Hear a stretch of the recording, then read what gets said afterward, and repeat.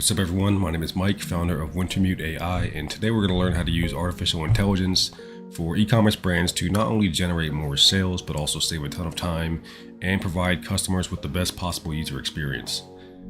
So Instagram DM automation has become a very popular strategy for brands looking to engage with their audience because it allows them to send one-to-one conversations at scale while providing information in a very personalized way. So most of these DM automation systems are set up like this, where there's an initial call to action, whether it's to DM the page a specific word or phrase, or to comment something specific on one of the posts, which will then trigger this bot follow-up to automatically send a message in the Instagram DMs, which will then, initiate a pre-programmed back and forth conversation, which leads to a desired outcome, whether that be capturing someone's information in exchange for a coupon code or whatever other promotion that they're going for. And even something like this works great, but it kind of has one major issue with it. So since this conversation is essentially just a pre-scripted back and forth, if the user decides they want to say something or ask something that is not being expected by the bot doesn't necessarily know how to respond to that. So the entire sequence breaks, and the user may end up getting frustrated. They may not want to continue with the conversation, and they may never end up even reaching this desired outcome, right? Since this is a scripted conversation, say if you're a supplement brand and you are wanting to recommend a product to a user, and the first question your bot asks is, do you have trouble sleeping at all? And the user just decides they don't want to answer that question right now. Instead, they want to say, how much does your products cost? What's going to end up happening is the bot is going to capture that response as the answer to its question, and it's just going to move forward with the conversation without taking any consideration into what the user actually wants, right? And even if they're not pigeonholed into a conversation like this, you're going to have to create a different flow for every single possible user interaction that could occur, which is just not realistic. You're still going to have a ton of customer support inquiries that your team is going to have to handle. If you're doing this properly, and again, it's a great strategy, but you end up creating like a new problem for yourself, which is now you just have a customer support case that you have to handle. The question ends up being, how do you go from something like this, where it's a very rigid conversation that doesn't offer the user the best experience, to something like this, which is a similar formula? There's still the initial call to action, but instead of that scripted back and forth conversation, it's now an open-ended conversation, a back and forth conversation with the bot itself, which can answer anything that the user throws at it and still lead them to this desired outcome. How do you create that dynamic experience, that very actual conversational experience for the customer, without sacrificing the call to action at the end, without sacrificing that desired outcome that you're going for? And luckily, with the help of AI, this becomes doable. So this is going to be the first video in a series walking you through how to build a powerful Instagram DM assistant that's capable of handling any sort of customer inquiry that gets thrown at it, being able to recommend products, answer product questions, and also track orders, and basically whatever else you want it to do, without sacrificing leading that customer to some end goal, such as capturing their email and leading them to some specific call to action at the end. So this first video is just going to be focused on the initial setup, but throughout the series, we're going to be building out each of these individual use cases. Before we get into it, I just want to set a few expectations. So over the course of this series, we're going to be building something that I would consider to be close to production ready. But that being said, I would consider everything that you see to be a version 1 prototype. Right? When it comes to AI, you're never going to get it right on the first attempt. The only way to know how to sort of tweak things and adjust things after the initial setup is to get it out in the real world, have real users interacting with it, and learning from those interactions, and feeding the AI new data that's specific to the interaction so it can learn and grow over time. And if that sounds good, we can go ahead and start building this thing out. We'll be using a few no/low code tools for this build throughout the series, and I'll be touching on each one individually as they come up. Links to all of these can be found in the description below if you don't already have an account. And some of these tools have the option to be self-hosted, which will not only give you a lot more control over your entire system and setup, but in the long run, it'll also save you a lot of money if you're on a budget and you still want to build these powerful systems out. Self-hosting isn't mandatory. It does require a bit additional knowledge on how to set it up. It's nothing too difficult, but again, if you're looking to have a bit more control, or you want to, if you're on a budget, you want to save some money with this setup, it may be an option to look into learning how to self-host these tools. And I would consider this tutorial to be slightly more advanced, but nothing too unobtainable. Just, take your time, rewatch a few times if you need to. I promise it'll all click. It's not too difficult. Just take your time with it. So the first tool that we're going to be using is called Flowise, and Flowise is an open source, low code AI agent builder that is essentially just a visual interface for LangChain. And if you're unfamiliar with LangChain, it is a coding framework that allows you to build large language model applications, AI applications, and we're going to be using this to build the brain of our assistant, so to speak. So at the time of recording, Flowise is rolling out their cloud hosting, so you don't have to worry about self-hosting on your own. They're rolling out in batches. It's not widely accessible at the moment, so if you want to try to request access, you can do so here and see if you can get in. But for the purpose of this video, I'm going to be showing you how to self-host. Typically going forward, I'm not going to be walking through the self-hosted option, but just for Flowise specifically, at the moment, there's not a widely available alternative. So just for this, I'm going to be doing the self-hosting. So to get started, we're going to come over to Docs, come down to Flowise GitHub. You're going to need a GitHub account for this. So if you don't already have one, pause the video now, head over there and create an account for that, and then come back. Once you're here, go ahead and click into the Flowise repository. You're going to come over to fork. Now I've already forked this, so I'm not going to go through the step. What you would just do is create a new fork. See, for me, it's saying if something already exists, but you would just walk through the steps here and create that new fork. And once you've done so, you're going to be in your new Flowise repository that you forked for yourself. And if you scroll down and find self-host here, you'll be able to find documentation for all the self-hosting options. If you're already using something like AWS, Azure, DigitalOcean, so on and so forth, you can use those. However, I think the simplest way to do this is if you click on other, and we're going to come down to render. We're going to deploy it on render. So we're going to deploy on render, and now you have all the step-by-step instruction on how to deploy to render. So this is what we're going to follow for our setup now. So since we've already forked the Flowise official repository, we can skip that step. Next thing you're going to want to do is create an account over on render. Once you're in your render dashboard, you're going to come over to the top right, select new web service, and if it's your first time connecting to render, you're going to need to connect your GitHub account. I've already done so, and once you've connected, you're just going to find the repository that you cloned. Select that, hit connect. I'm going to give this a name, Flowise test, but you can name it whatever you want. You can leave the language and the branch the same. Select the region that suits you the best. You can leave root directory empty, and if you're just planning on following along, you can use the free tier. However, if you actually want to use a live instance of this, you're going to want to use the starter. You don't need more than the starter, but this is what you're going to need to use for any actual production application. And since we're self-hosting, Flowise itself is completely free. All you have to do is pay for the $7 a month cloud service, which compared to some other bot builders, this is less than a fifth of the price. So once we have this selected, we need to configure a few environment variables. And what you're going to want to do is just head back to the documentation and copy and paste that. The first two are going to be Flowise username and Flowise password. So I'm going to go ahead and set those up off screen. All right, now that I've got these environment variables set up, the next thing we need to do is set up a persistent disk. What that's going to allow us to do is if our cloud server ever goes down or we need to restart it for whatever reason, we're not going to lose all of our data and we're not going to have to start from scratch. So for a production application, this is a must-have. To set this up, we're going to click into Advanced, come down to Disk, select Add Disk, and again, go back to the documentation and locate the mount path and just copy and paste that here. All right, so once you've done that, your page should look like this. Again, all this can be found under the persistent disk section of the documentation.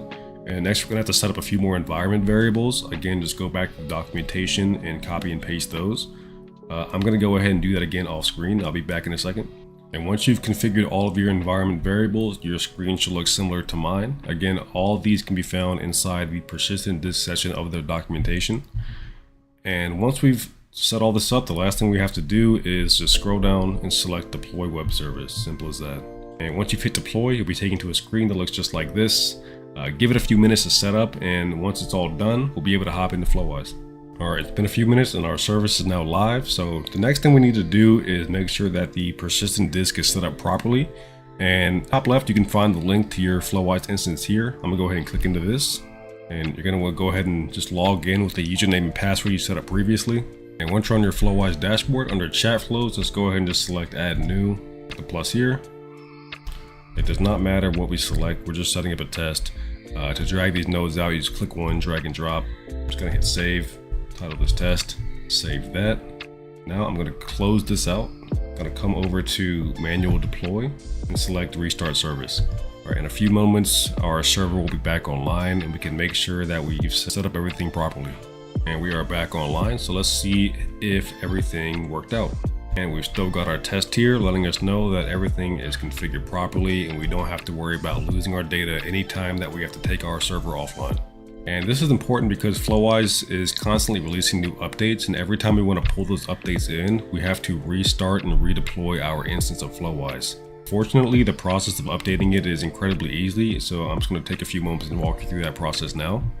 So if you go back to the forked Flowise repository that you created earlier, you'll notice here it says that this branch is 2 commits behind. And to update this, all we have to do is come over to sync fork and select update branch.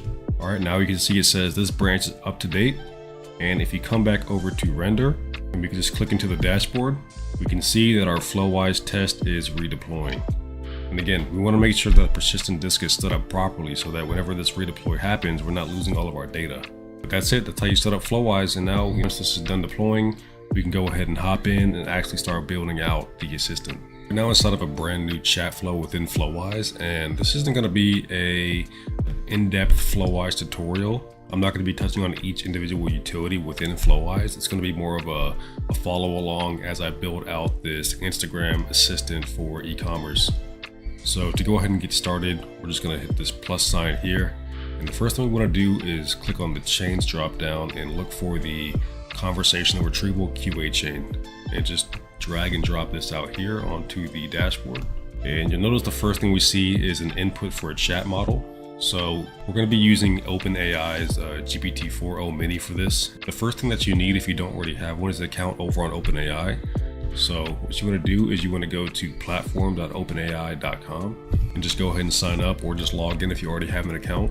And when you're on this page here, just click over to dashboard and come down to API keys and just go ahead and create a new secret key. So I'm going to be deleting this key after I finish recording this video.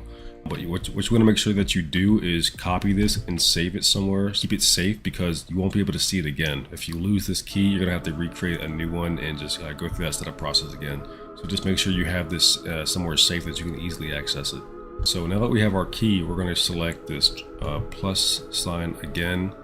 And we're going to search for chat models, and we're going to be using OpenAI. So this chat OpenAI node here, just drag this out, and then we can just connect it by dragging this here into chat model. The next thing we need to do is create a credential. So what you got to do is just click on this drop down. I already have a few here, but just click on create new. You're going to name it whatever you want, and then just paste the API key here that you copied earlier.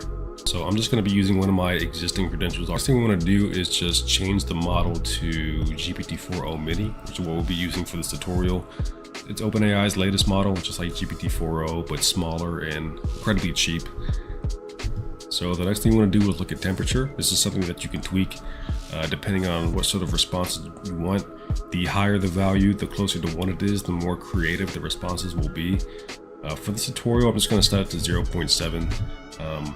We can tweak it if we don't like how the outputs are sounding.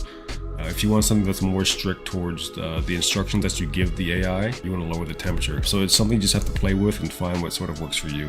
So now that we have our chat model set up, the next thing we need is a vector store retriever. And so a vector store is just basically a database where we'll put all the information that we want our assistant to have. And for this example, we're going to be using Pinecone. Let's drag out Pinecone, and again we'll just drag this here into vector store retriever. And so going down, we'll come back to documents later, but the first thing we'll look at is embeddings. Click the plus sign, and if you scroll down and find embeddings, we're going to be using the OpenAI embeddings. I'm going to attach that here. Use the same credential that you set up previously, and we're going to be using the text embedding small model. Now, next thing we want to do is create a Pinecone account so we can get our credential. So come over to pinecone.io. Again, link will be in the description below, and just go ahead and sign up for an account here if you don't already have one. And once we're here, we need to create a new index. Name this whatever you want. I'm just gonna call it Flowise test here. And then for configuration, you can just set up by model. And remember, we're using the text embedding 3 small. So just click on that and set configuration. And for capacity, we're going to be using serverless. So this is one of the newer things that Pinecone released. It makes things incredibly cheap. It's actually now one of the most affordable vector stores that you can use. And I'm not sure if they're still doing this, but originally they were doing $100 free credits when you set up one of these serverless databases. And they gave you $100. I think when I was testing this originally, I maybe used not even 10 cents. I'm not sure if they're still doing it though. And then for cloud provider, select whatever you're comfortable with. It doesn't really matter, to be honest. Just leave it on AWS. And again, select your region. And once we're done with that, just go ahead and select create index. And now, once we have this, we want to select API keys. And we have this default API key here that you can go ahead and just use if you want, or create a new one. I'm just going to use this existing one. Come over and copy the key. And back in Flowise, you just want to create a new credential. I'm just going to create a new one and then paste that API key that you just copied right here and select add. Next, we need the Pinecone index, and the way you get that is go back over to Pinecone, and if you click on indexes, it's just going to be this name here. So whatever you named it is going to be the Pinecone index. So back over here, I'm just going to type in Flowise test, and there's some additional parameters you can get into. For this example, we don't need to get into any of this, so I'm not going to dive into it, but keep in mind there are additional settings that you can go ahead and customize for yourself. All right, so now let's go back and check out setting up documents. So we need to actually, let's go ahead and step back and check out documents. So we actually need to get information into Pinecone, and you do this through document loaders. So there's many different ways you can do this. You can use the Stereo Web Scraper if you wanted to scrape data from your website and use that as the document. But for this example, I'm just going to use text loader. So this text file here, just drag this out. All right, so if you use a text file for this, I think you have a bit more control because you can just edit the text document. You just really have full customization of what information is in that document as well. And anytime you need to update it, you just update the document and then you'll re-upsert it. And I'll show you how to make sure that you're not creating duplicate data when you upsert to Pinecone. I'll get into that in a second. So for this demo, I'm going to be using a fictitious store called Ancestral Superfood. It's a supplement brand that sells superfood supplements. I used a guy to come up with all this stuff, so it's not like a real brand or anything. So I have a few documents here. We have about.txt, shipping, refunds, payment, a duplicate here. And these are going to be the documents that we're going to be loading into Pinecone. So the first thing we're going to do is just connect this text file node into document loader section. Like upload file. We're going to be using those documents I talked about. Let's start with about. Go do one at a time here for each one. And now we need to set up a text splitter. So if you search for text splitters, I'm going to use the Markdown text splitter because each of these documents is written in Markdown format. And for chunk size, you'll see a value here called chunk size. And every time that our AI goes to reference this data, it pulls the data inside of chunks. And this chunk size is essentially just how big of a chunk that you're getting back. So one thing I like to do is set it to 1024. And the reason I do it like that is just because these models are trained on the whole 256, 512, that sort of numeric structure. And so what I like to do is I'll just do 1024. And for chunk overlap, this is how much of each chunk is being overlapped. So say you have a thousand word chunk or something like that, and then you have another one. That overlap here is the overlap setting that we're going to be setting up here. It defaults to 200, and typically I like to do a 10% overlap. So I'm just going to do 102, and that will be our text splitter. Now we have 3 other documents that we're going to upload, so I'm going to repeat that exact same process for those 3 off camera real quick. All right, so I've set up all 4 of the text files that we're going to use. It looks kind of crazy right now, and you can definitely just do everything in one single text document, but I just wanted to show you that you can create multiple file document sources and connect them all to this single document here, this document input here. So next thing we want to do is just hit save. We're going to name this test Save that. And after saving, you'll notice that this little icon on the top right next to this messenger icon popped up, and this is the upsert button, which will allow us to upsert all of the information into Pinecone. We're not going to do that yet because I want to show you how to set up a record manager so to make sure that you avoid creating duplicates every time you upsert. So say if you want to edit something in one of your text files, you'll have to go ahead and re-upsert, but if you don't have something like a record manager set up, what's going to end up happening is you're going to have duplicate records inside of that Pinecone index, and that's something you want to avoid if possible. So let's go ahead and set up the record manager now. So for the record manager, we're going to be using Supabase, which will allow us to create a Postgres database that we're going to use to store all of our records. If that sounds crazy to you, don't worry, it's a super simple setup. I'm just going to go ahead and walk you through that now. So first thing you got to do is create that account, and we'll be moving on. So once you're set up on Supabase, you'll have to just create a new project, and we can go ahead and do that by just clicking New Project.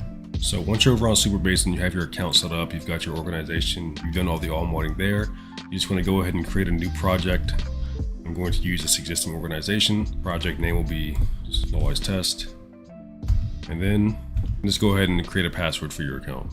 Once you've done that, just create new project. And then just give it a moment to set up the project here. Now that our project is set up, come over to the left-hand menu, select Table Editor, and we're just going to create a new table. And we're going to call this, I'm just going to call it Flowise Records. And then you can leave everything else blank. Just go ahead and hit save. And next we need to come down to project settings. And you want to select API and then select database.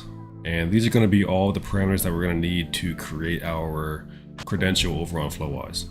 So if we come back to Flowise and again hit over to the plus sign and then come down to record manager, we're going to be using the Postgres record manager. So just drag that out here and connect that.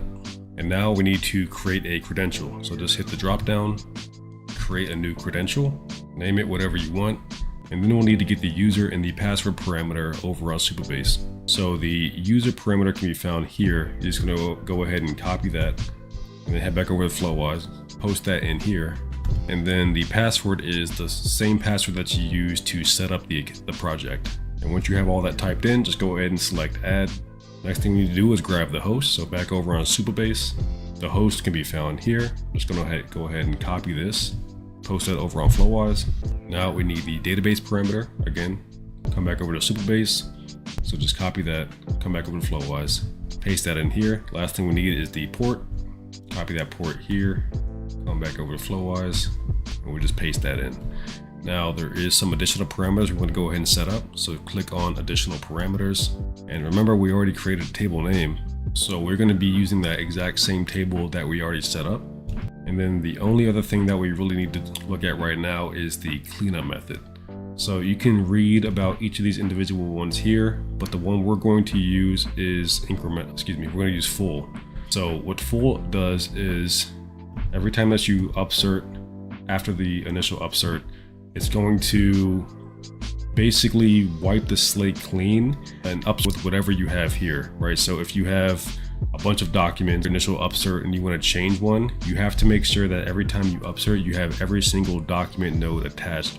Otherwise, it's not going to update all of the data because you have to think of it as it's going to wipe the entire slate clean first and then re-upsert everything. So keep that in mind. But with that, our record manager is set up. So we're going to go ahead and save again. And now let's go ahead and upsert and see what we get. Just click this. So just go ahead and click this symbol here, scroll down and select upsert. All right, we can see we got 12 documents added. I'm going to go ahead and close this. Now let's go ahead and check out Pinecone real quick. All right, so I'm in Pinecone. I'm going to click into our index here, and we can see our records are now showing up. And if we look over on Supabase, you'll notice I actually used the wrong table name here, but if you don't specify a table, it'll actually create one for you. And if I click into that, you can see all of our records here. And just to show you we don't get any duplicates, what I'm going to do is go back to Flowise. I'm going to re-upsert, and you can see 0 added, 0 updated, 12 skipped, because we already have all of these already in there. If we didn't add this record manager, what would happen is an additional 12 would be added, and we'd have a total of 24, and half of them will be duplicate, right? So we want to add that record manager so we're not just adding list duplicates every time we upsert again. So So now let's go ahead and give it a shot. Let's just go ahead and try it out and see what kind of responses we're getting. There is one more step that I forgot about, but it's probably the most important step. It's actually giving our AI a prompt so it actually knows what to do. So if you select additional parameters and check out the response prompt here, you can go to expand it by clicking this little X. So this is the default prompt that you get. I've actually prepared a separate prompt that we're going to use. So I'm just going to select all of this, delete it, and paste in our new prompt. This is not going to be a prompting like masterclass or anything, but I'll touch on a few specific points that I like to follow when prompting. So at the top, I specify the role, I give it the tone, I'll just tell it a little background on the business that it's representing. I give it an objective and guide that with some additional rules. This context is that's a dynamic variable that's going to change based on the actual conversation. And then at the bottom, just reiterating a few key points that we want to make sure that our assistant is following. Right, so with that prompt, let's go ahead and hit save. And then we'll just save our assistant one more time. And so I'm going to ask it about the delivery time and see what we get back. And so looking at one of the documents that I decided to upload, this is within the shipping information. I'm going to ask it about delivery time and see what it tells me. So if you just click on this chat icon here, you can test it out. Just go ahead and type your question in. How long is your shipping time? All right, so here it says our standard shipping time typically 3 to 7 business days within the continental United States. If you choose expedited shipping, you can take 1 to 3. Right, so let's go ahead and compare that to our actual document. So here it says standard shipping 3 to 7 business days, expedited shipping 1 to 3. So we're getting the information back correctly. And the last thing we want to go ahead and add is long-term memory, which will allow our assistant to reference past conversations for information every time it has a future conversation with a user. So you can see here there's one more input called memory, and what we're going to go ahead and use for that is click on the plus sign, come down to put this up, memory. We're going to be using what did I just click on? Embeddings. We're going to be using Upstash for our memory. So over on Upstash, if you just select login, you will be able to create an account if you don't already have one. And we're just going to create a new database. I'm going to go ahead and give it a name. Same one we've been using the entire time, Flowise test. Go ahead and set your region. And with that, we can just go ahead and select next. So getting started, we can just go ahead and use the free plan, but depending on the scale that you're running this at, you may end up wanting to eventually swap over to pay as you go. But for now, we're just going to use free. But again, pay as you go is only 20 cents per 100,000 commands, which is pretty affordable. But for now, we're just going to stick to free. And then once we've got that all set up, we'll just go ahead and select create. And now we will scroll down. And now if you just scroll down, you'll find this REST API section, and these two parameters are what we're going to be using to connect to Flowise. Back over on Flowise under our Upstash node on connect credential, just click the drop down and create a new one. We're going to stick to the same name we've been using. And next we'll need that, we'll need to get our token. Right, so over on Upstash, it's this REST token here. If you just select this copy icon here, come back over to Flowise, we'll just go ahead and paste that in. Once that is connected, we need to get the REST over on Upstash. It's this REST URL right here. Copy that and paste it into Flowise. Go ahead and hit save. We now have long-term memory for our AI assistant. So if we start a new conversation, let's just say hello and head over to Upstash. And if we scroll up and go into data browser, we now have our history, right? And if you scroll over it, might not make the most sense, it's all in JSON, but you can actually see what we have here, right? So we have message, hello, how can I help, or how can I assist you today? We have the human message, which was hello, right? So perfect, we got our long-term memory set up. So now that we have Flowise all set up, the next tool that we're going to use is called Manychat, which will allow us to actually connect Flowise to Instagram. And Manychat is a chat marketing platform that allows you to connect chatbots to Instagram, WhatsApp, and Facebook Messenger. And today we're just going to be focused on Instagram, but those options are available as well. And the reason why we're not just using Manychat is because while Manychat is great for building those pre-programmed decision tree chat flow style experiences, it's really lacking when it comes to AI. So that's where Flowise comes in. Now there are other platforms out there that kind of combine both. However, there's a couple reasons why I want to stick with Manychat. One is it's a tried and true platform. It's been around for several years. And two is because it's a chat marketing specific platform, You can do things like segment your audience based on actions, and you can also broadcast within Manychat to your target audience.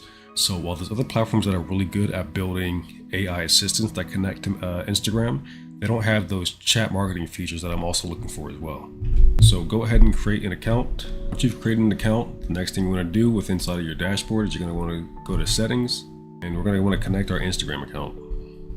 So just click on the connect button here. Then you'll want to click on go to Instagram and then just follow the steps to connect your account to Instagram. So to get started with Manychat, we only really need one flow in the beginning. And this automation is one that I've already built. Instead of going through one completely from scratch, I'm just going to walk you through this one. A link to the template will be in the description below that you can use to install this directly to your account.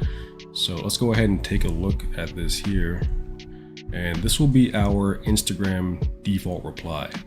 And what the default reply is anytime somebody sends a message to the Instagram business page, the default reply will trigger, assuming there is no other condition that's being looked at. So the first thing that we want to do after that default reply triggers is make sure there's no active human takeover that's currently ongoing. You always want to give the user the option to speak with a live agent whenever the situation specifically calls for it. So to start the flow off, we want to make sure that's not already active. And I'm going to get into this path here at the end. I'll come back to it later. But for now, just know that if there's an active human takeover request, somebody requests to speak to a human, they're going to get routed towards this automation instead of going through our rest of our default reply. And next, we have a few user fields. These will all already be set up for you when you install the template. But the first thing we need to do is clear each of these. So we have a fresh slate. And then we need to check if our AI is actually turned on. So we have a switch built into the system that can turn the AI on and off.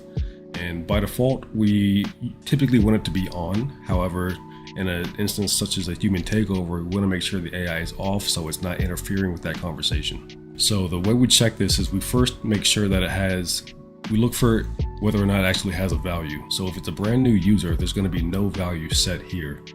And so if it's a brand new user, by default, we're going to set this to on. However, if it's an existing user messaging the business, we want to make sure that it actually is set to on. And if it is, it will then proceed with the rest of the message. And if it is turned off, nothing will happen. So assuming all of the necessary criteria has been met, we will then make a request to Flowise to send a message to our AI and get a response. So if I click into this here, and I click into this external request, you'll see here that we're making a post request to our Flowise endpoint. And it might look confusing, but again, it's a super easy setup once you figure it out. So the first thing we need here is our actual link. So the reason why I have HTTPS here in front is because for whatever reason, if you have HTTPS inside of this variable, it won't actually pick it up and it won't work properly. So we have a variable for our Flowise URL. Once you install the template, what's going to happen is you'll be prompted to fill these in. And so this Flowise API endpoint here is, if you come up here and click on this button right here, this API endpoint, and you select curl, it is this URL here. And again, you want to make sure you're copying everything after the slashes. If you want to add authorization, you can do that here. You just have to create a credential.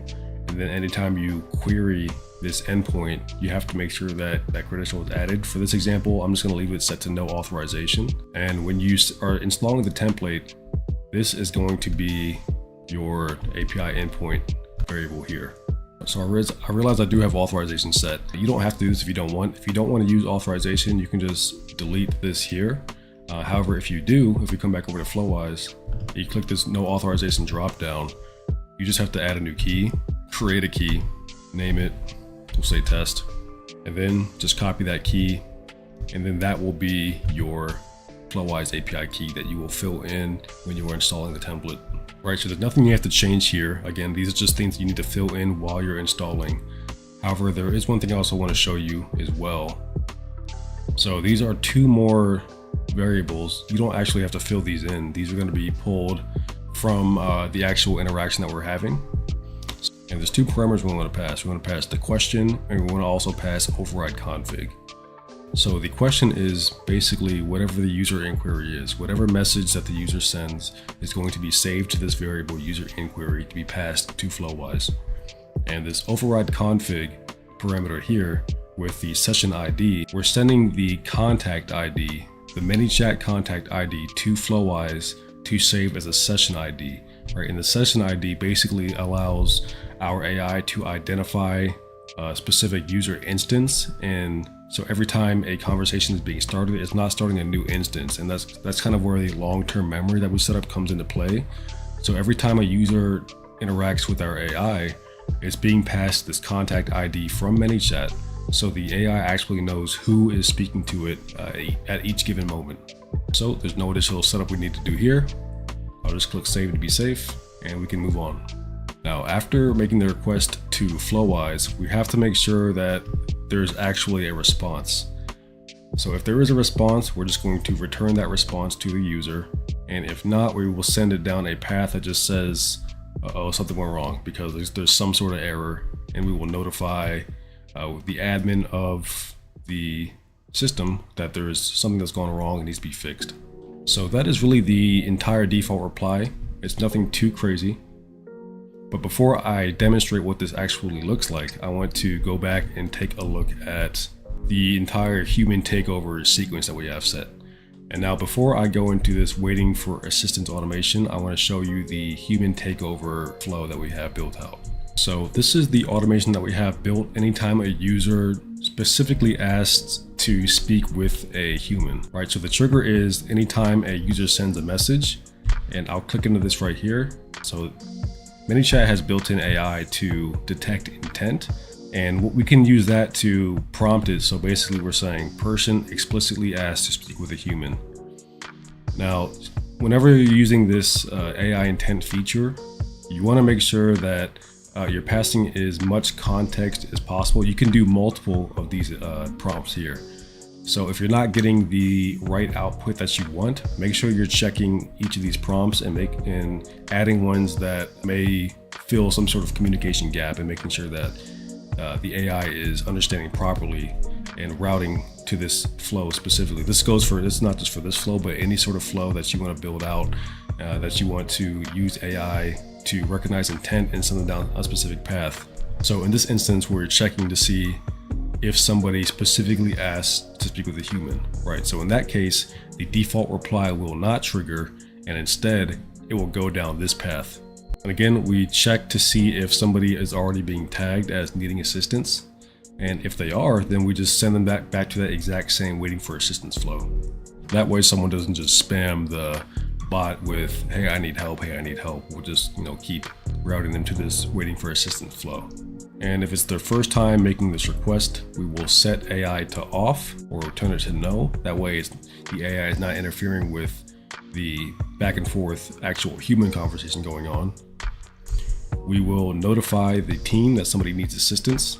We let the user know that the team has been notified. And then this is just an example, but I want to show you how you can make sure things are continuing to run smoothly. So what we're going to do is wait 1 day and then continue. We will check if that tag is still active, which means the human agent has not gone in and spoken with the user. And again, we will follow up with them, making sure that they know that there's a user who needs help. And I can actually show you what these look like. So if I click into here one more time, you'll see it's just a short message saying the person needs help. And once you finish assisting them, remove the tag and set the AI on back to yes. So you want to make sure that whoever is manning the messaging inbox is taking these steps so that everything is running smoothly, right? Then after that notification, we'll keep checking every single day, right? So we'll send, after this notification, we'll loop this back over to this delay to wait for a day. And once the tag has finally been removed by the live human agent, we will route them down this path here. We will check to see if AI on is false, and we will turn it back on just in case the human agent forgets to turn it back on. Right, so that is the human takeover workflow. And the last thing I just want to go through is the waiting for assistance automation. Right, so if somebody is tagged as needing assistance, every time they message the page, they will be sent this message here, just letting them know that somebody will be in touch shortly. And if they no longer need help, they can click this button here. It will remove the tag and it will set the AI on back to yes. And then we'll just send them one final message. And that's basically it. And with that, we have successfully built out our AI assistant. And throughout the series, we'll be diving into more e-com specific use cases. All right, let's give it a shot. So I'm going to ask about whether or not I can get an exchange. And in our document, we state that we do not offer direct exchanges. So let's see what happens when I say I need to make an exchange. Go and send.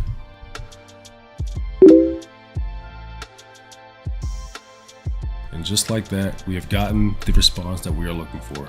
Remember to stay tuned throughout the series as we build out additional functionality, such as product recommendation, as well as diving into strategies to generate traffic into our Instagram DMs to actually make more sales with this system.